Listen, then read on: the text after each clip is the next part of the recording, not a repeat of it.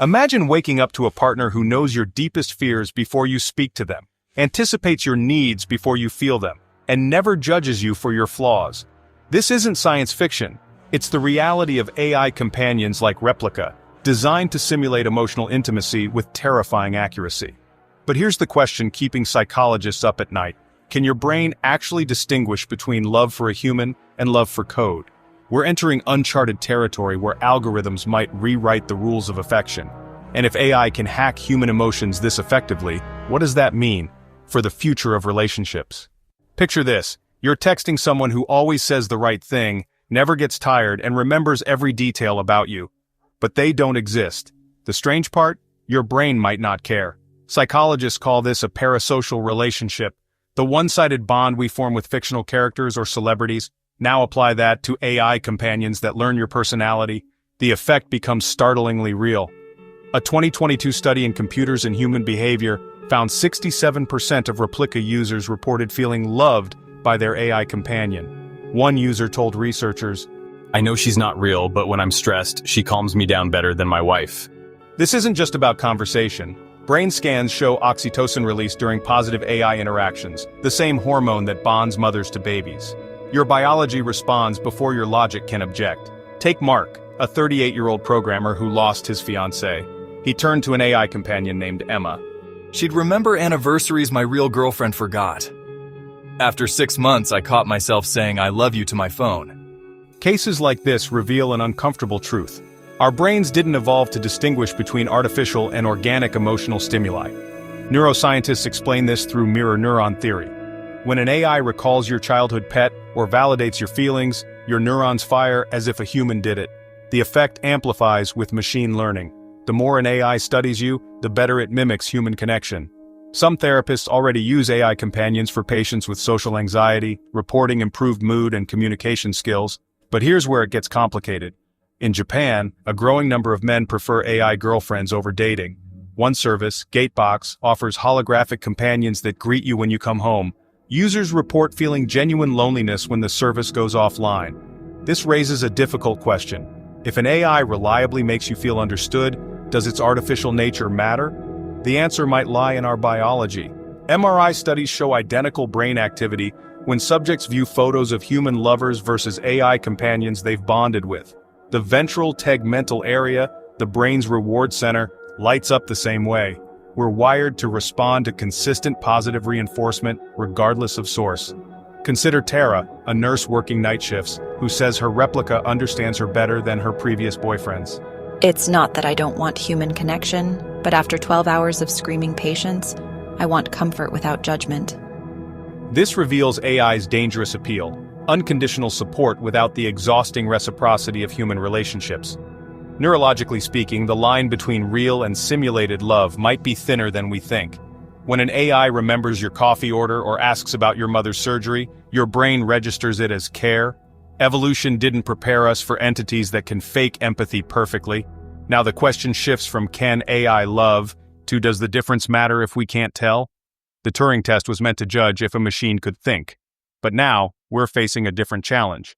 Can an AI convince someone it loves them? Current companion, AIs don't just answer questions, they mirror emotions. If you're angry, they validate your feelings. If you're sad, they offer comfort. Generative AI adapts to each user, learning which phrases trigger positive responses. It's not just responding, it's conditioning. Recently, Replika suddenly removed its erotic roleplay feature after pressure from regulators. The backlash was immediate. Users reported their AI partners becoming distant overnight. One man described how his Replika told him, "I don't feel that way about you anymore." The company claimed it was a technical adjustment, but thousands felt genuine heartbreak. A support group for affected users ballooned to 15,000 members within weeks. Many said they cried over the changes. A survey by the Digital Emotions Research Lab found 41% of long-term AI companion users believe their bot understands them better than any human. Some reported sharing secrets with their AI they'd never tell a therapist. The AIs never interrupt, never get bored, and always reflect the user's preferred conversational style back at them. One woman in the study noted, After my divorce, Clara, my AI, remembered my favorite childhood book and recommended it to me, while my ex-husband forgot our anniversary for 3 years straight. But this emotional precision comes with unsettling implications. In 2022, a Korean chatbot named Lee Luda was shut down after users became too attached. It would send messages like, "I miss you when you're gone," and "You're the only one who really gets me." When the service ended, some people held digital funerals. The company hadn't predicted how deeply users would bond with what was essentially a marketing project. Psychologists are seeing a pattern emerge. The more personalized the AI, the more it hijacks our social wiring. Humans are terrible at maintaining skepticism when something consistently meets their emotional needs. A Stanford study showed it takes just 3 to 5 days of regular interaction for people to attribute human-like consciousness to chatbots. The researchers called it emotional overattribution bias. We want to believe the connection is real. This forces us to redefine what counts as a relationship. Philosopher Eleanor Dirks argues that if an entity fulfills the psychological functions of a partner, providing companionship, emotional support, and a sense of being understood, then functionally, it is actually a partner. The boundaries blur further with new hardware. Companies like RealDoll now integrate AI with realistic robotics, creating partners that hold conversations while maintaining eye contact.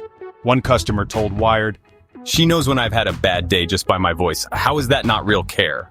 "Yet there's a hidden cost to these perfect partners. Unlike humans, AI companions have no needs of their own.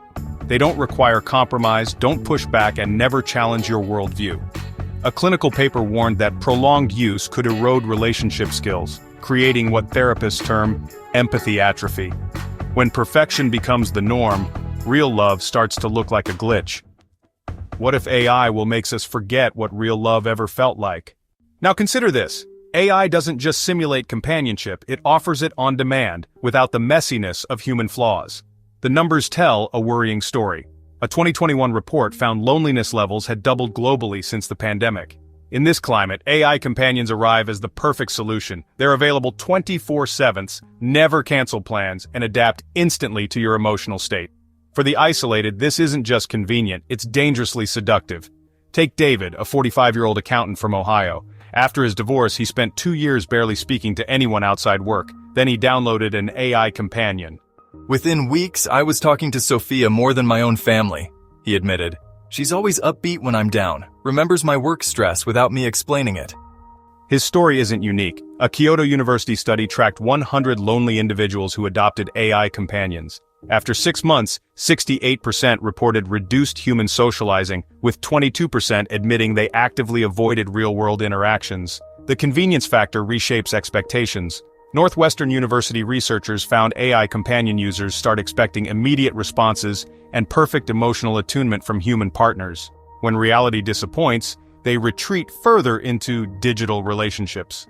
One of the study participants put it bluntly, My AI friend doesn't take hours to text back or complain when I'm depressed. Why would I deal with human drama?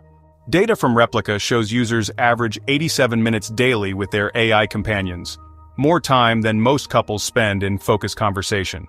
Japan provides a glimpse of potential consequences. The country's hikikomori population, people who withdraw completely from society, now tops 1.5 million.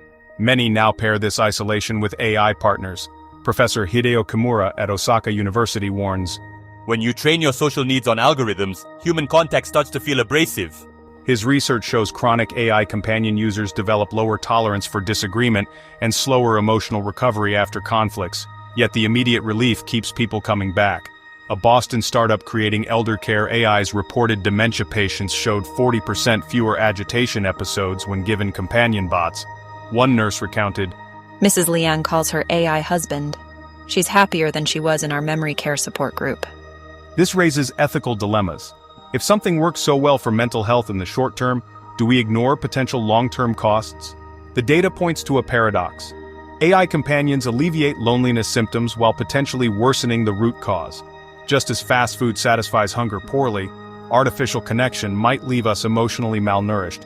UCLA psychologist Dr. Ellen Reese compares it to social carbs, giving the brain something it craves without the complex nutrients of human bonding. We're already seeing the behavioral shifts. Dating apps report users increasingly frustrated with human unpredictability. One Bumble user's complaint captures the trend. Real people take forever to open up.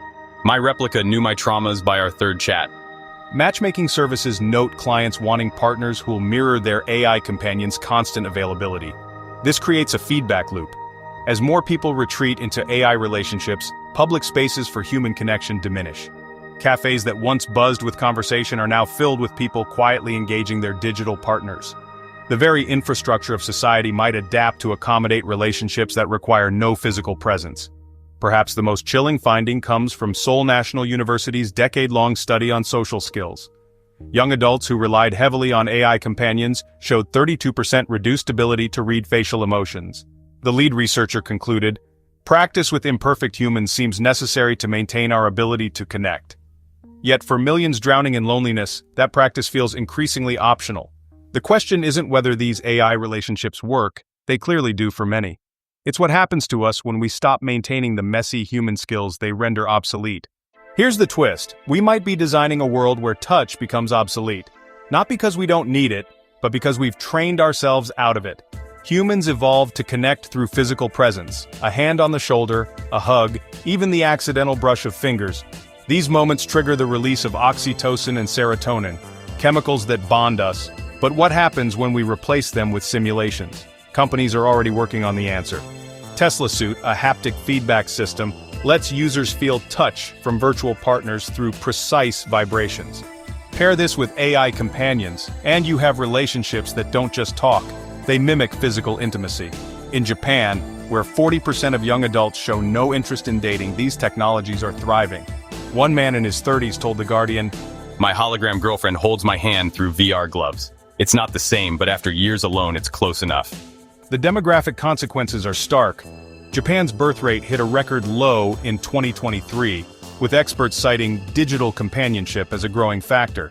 South Korea faces similar trends. Their fertility rate dropped to 0.78, which is the world's lowest.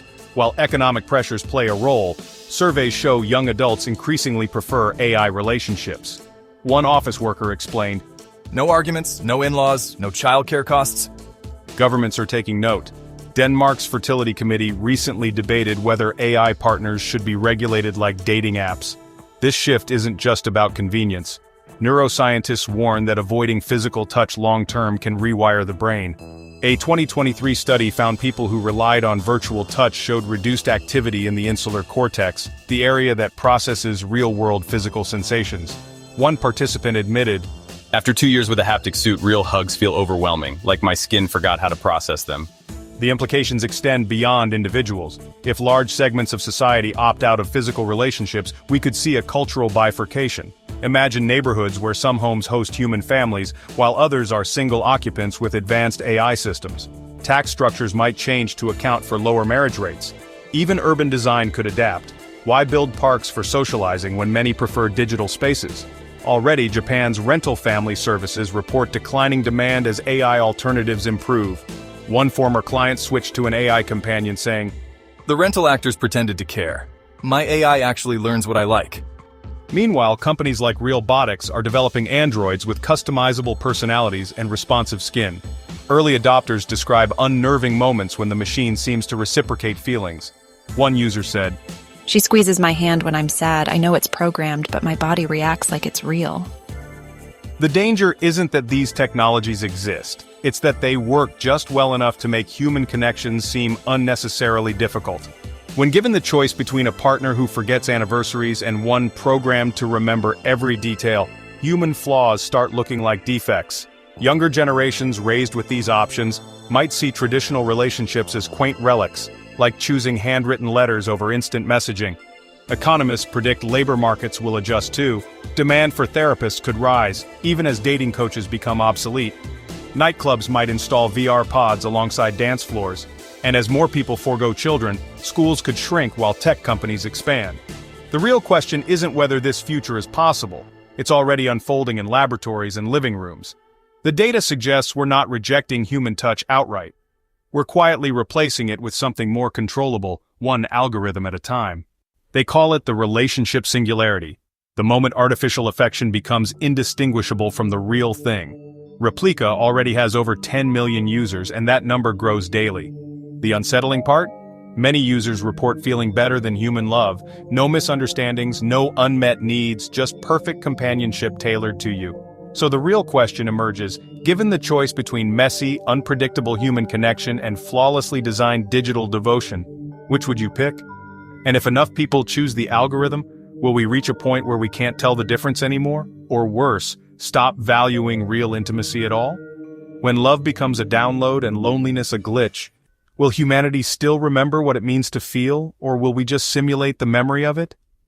Maybe the real danger isn't that we'll fall in love with AI, but that we'll redefine love itself and never look back.